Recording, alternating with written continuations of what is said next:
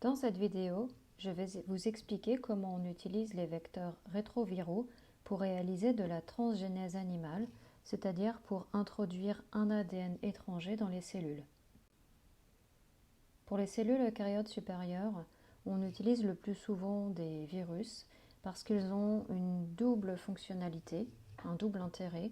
Le premier, c'est d'infecter spécifiquement un type de cellule hôte.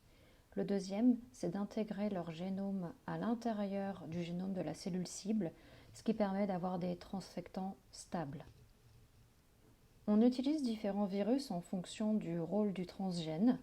Par exemple, on va utiliser plutôt des baculovirus qui infectent des cellules d'insectes pour réaliser de la production de protéines recombinantes. Et on utilisera plutôt des virus humains quand on veut réaliser de la thérapie génique. Évidemment, il ne faut pas que ce virus puisse rendre les patients malades, donc on va construire un vecteur viral défectif dans lequel le gène d'intérêt ou transgène sera intégré. Puis ce virus défectif va être encapsidé dans des cellules particulières et enfin les cellules cibles seront transfectées ou on appelle ça aussi de la transduction, c'est-à-dire qu'on les infecte une fois avec ce virus défectif. Pour fabriquer les vecteurs défectifs, il faut bien sûr éliminer toutes les séquences pouvant rendre malades les patients, c'est-à-dire les séquences pathogènes et immunogènes. Pas de réaction immunitaire. On va également enlever les séquences qui permettent la réplication du virus. Comme le virus ne peut pas se répliquer, il va avoir besoin d'un virus helper dans lequel il y aura tout ce qui permet la réplication et l'encapsidation. Cette construction helper est une construction qui est en plus de la construction du virus défectif, on appelle ça une construction en trans. En revanche, le virus défectif va conserver les séquences permettant l'intégration dans le génome, l'expression du transgène et l'encapsidation, sans les protéines de capsid codées par le virus auxiliaire bien sûr. Il y aura d'autres séquences particulières et ce virus produit sera appelé virus défectif car incapable de se répliquer seul. On va donc utiliser deux types de cellules. Les cellules cibles, qui sont les cellules que l'on va transfecter ou infecter ou transduire par le virus défectif, mais aussi des cellules permettant de fabriquer ce virus défectif, c'est celles qu'on appelle les cellules d'encapsidation. Je vous explique ce que c'est dans les diapos qui suivent. Quand on veut travailler sur de l'être humain, on va utiliser des virus adaptés à l'être humain, en particulier des rétrovirus. Et ils ont trois types de séquences qui nous intéressent.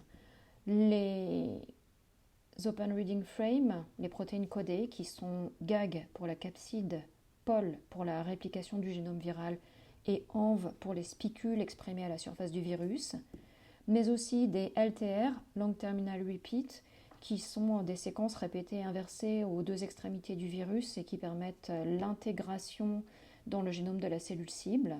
Ils contiennent aussi les promoteurs en 5'. Et enfin, la séquence Phi, qui est la séquence d'encapsidation. On va avoir trois étapes de fabrication du vecteur défectueux ou défectif. Tout d'abord, on va décomposer un rétrovirus classique en deux parties. Une première partie qui est complètement dépouillée de ces gènes classiques et dans laquelle il ne reste plus que les LTR pour l'intégration dans le génome et la séquence Phi pour l'encapsidation. Et dans cette partie-là, on va rajouter notre transgène. La deuxième partie, ce sont les gènes d'encapsidation, d'enveloppe qui ciblent la cellule cible et POL pour la réplication virale. Dans une deuxième étape, on va construire les cellules d'empaquetage.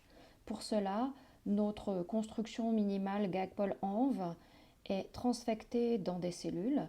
Ces cellules vont donc exprimer des protéines de capside, des protéines d'enveloppe et une polymérase permettant la réplication du génome viral, mais ne pourront pas fabriquer de virus puisqu'il n'y a pas de séquence d'encapsidation sur cette construction. Ces cellules sont soit co-transfectées, soit infectées plus tard avec la construction qui correspondra au génome de notre virus défectif et qui contient donc LTR, gène d'intérêt et séquence Phi. Et ces cellules contenant donc les deux constructions vont produire le fameux virus défectif.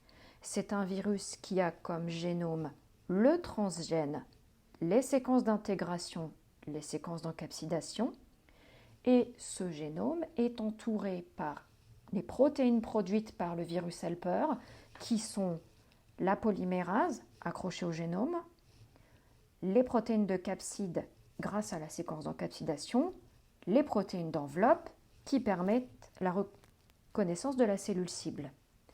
Ce virus défectif va pouvoir infecter notre cellule cible, y intégrer son génome, son transgène, mais comme lui-même ne code pas les protéines GAC-POL et ENV, la cellule cible transfectée par thérapie génique ne pourra jamais reconstituer un virus complet.